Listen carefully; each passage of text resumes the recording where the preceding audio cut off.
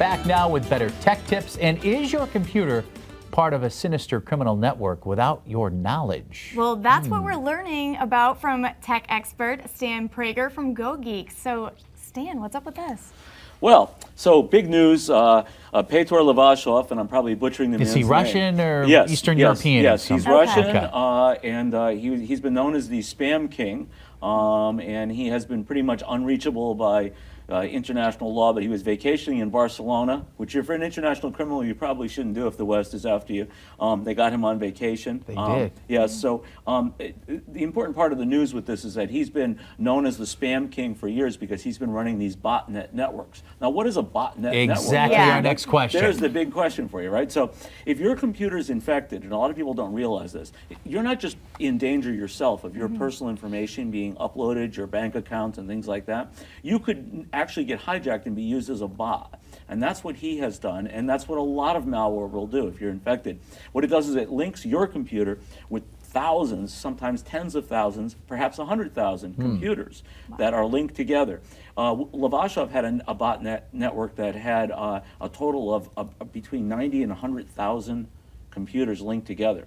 What that makes is a giant super computer, more or less, And a super server. But to what end, though? What do these computers do when they're linked? In his particular case, they were used to send out spam. So when you receive, you wonder how you get this spam for various different prescription drugs or hair growth or, you know, a lot of this stuff that comes in All the your junk. box. Right. And people wonder, how come I can't get rid of it, you know? But basically what they're doing is it's a shotgun effort. They don't necessarily know that you're real.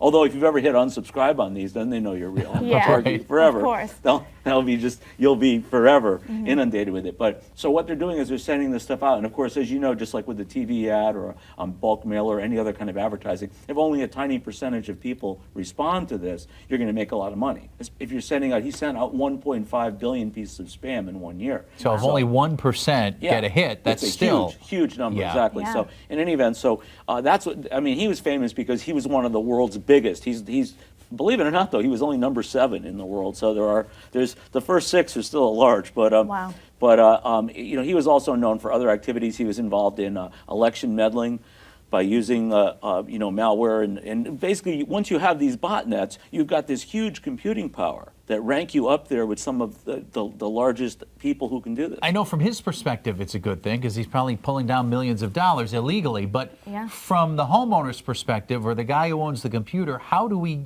become a botnet? How do we even know if we're part of this network? Well, if you're infected, you could be. And that's the problem, is that a lot of people who are infected don't know it. I've said this before. A lot of computers that come into GoGeeks, people have been infected for months, sometimes years. It's and they don't know it. asymptomatic? You just don't know? Well, no, they should know, but they don't because With pop-ups or... pop-ups, perhaps also your computer running very slow. So there's this mythology that goes way back to the first computers that if you have too much stuff on your computer, it's going to run slow. Right. Yeah. Which is a myth. That's not true. Oh. So it doesn't really matter how much stuff you have on there. Your computer's like a closet, okay? So whether you've got 3 dresses or 500 dresses, your closet doesn't care. Unless you fill your closet, you break the hanger. I did that a couple months ago. So yeah. I'm sure. Yeah. I The believe hanger in your that. closet or Oh, yeah. filled your computer? Yeah. Both. Yeah. I believe the closet story, though. So, because you always have a different outfit every time I've ever seen you, so you must have a big closet. But yeah, unless you fill the closet entirely, which is like you fill your entire hard drive, it's not going to be a problem.